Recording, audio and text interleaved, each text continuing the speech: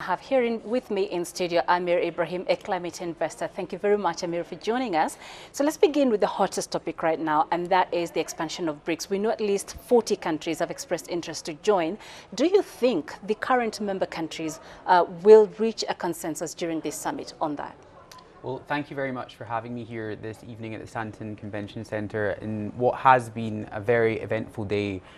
We have obviously heard further dialogue this morning and this afternoon regarding the proposals from many countries who seek to join BRICS and see an expansion within its current membership structure.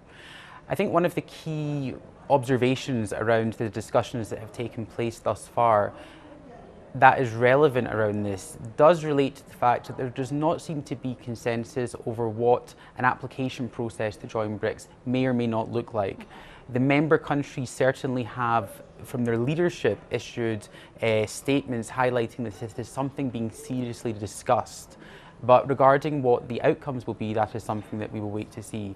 Whether or not this would be a positive development, again, I think that one of the key pieces that is really a testimonial to obviously the aspiration for many countries to join BRICS does relate to this figure that you've given with over 40 countries from the international community wishing to join. They obviously see key synergies and alignment with the current BRICS bloc, and certainly the two terms that keep being used, the terminology relates to developing and emerging economies. And that does not signify that every single BRICS member country necessarily faces exactly the same issues and is in exactly the same phases of development. But I think what it signifies is that this is obviously a bloc that for many countries that are seeking to enhance economic development, build prosperity amongst its population base, continue to develop in a sustainable context, they obviously see BRICS as positive. BRICS currently makes up more than 40% of the global population and over a quarter of global GDP. And as we heard in purchasing power parity terms, it has already surpassed other bodies such as the G7. So I think certainly the symbolic nature of this is somewhat positive for the BRICS bloc currently, that they do have such strong desire for many countries to join. And these are also quite a diverse contingent of nations. This is the one thing that's also very important to recognise. You have countries in South America, such as Argentina. You have countries in the Gulf, the Middle East, such as Saudi Arabia and the UAE that wish to join. And these countries certainly have different issues and maybe priorities going forward, but they obviously see key alignment in BRICS, so that's something that's very interesting to observe. All right, and just looking at that diversity of the countries interested to join that you've just mentioned to us, what kind of influence, assuming that they actually do reach a consensus on this expansion, what kind of influence do you think the BRICS will have on the global political scene as well, economic? Well, as mentioned, over a quarter of current global GDP, over 40% of the global population.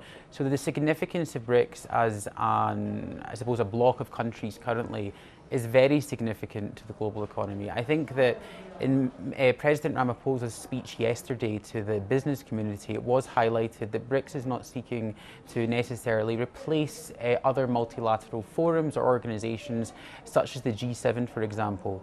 One important thing to remember is that all 5 current members of the BRICS countries, Brazil, Russia, India, China and South Africa, are current members of the G20. So each member state also has representation within other global forums. I think that what the BRICS representation signifies is this aspect around emerging and developing economies that perhaps some developed countries do not face the same issues.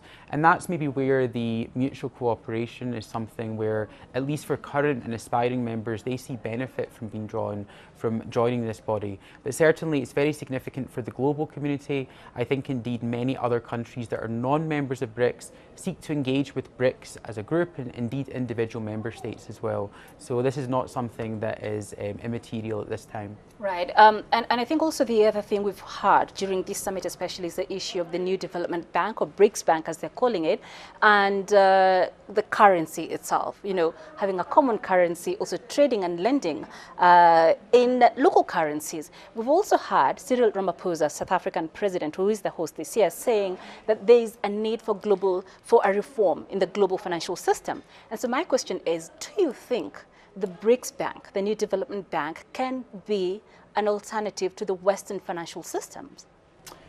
So I think that this is a question, and this is an area that can be interpreted in a somewhat polarizing manner.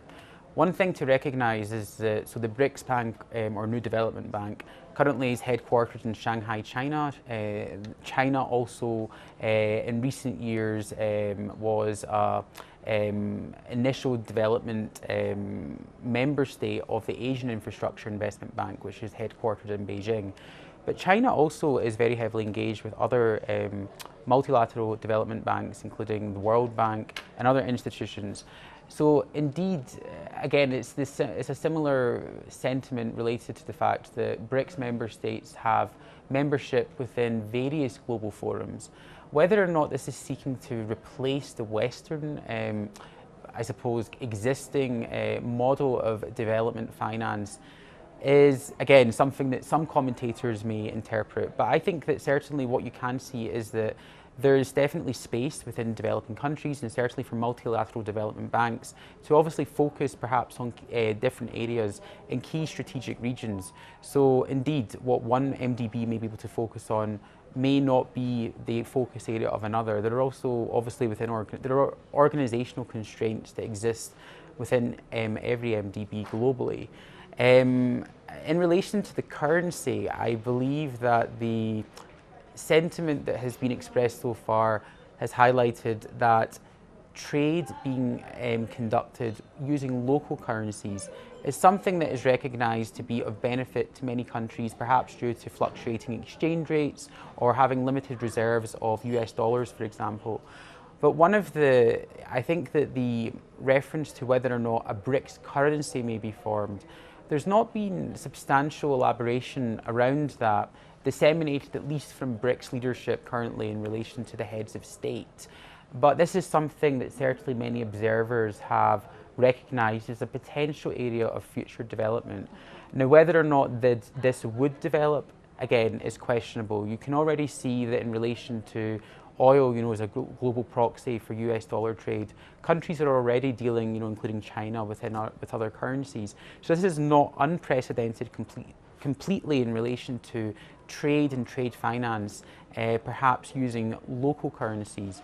But indeed, if a new currency was developed in relation to global flows, that would certainly have a substantial impact, I think, on the international community. All right. We could go on forever. I've enjoyed this conversation. Thank you for your time. We have to leave it there. Thank you for having me. Ameer Khan with us in studio.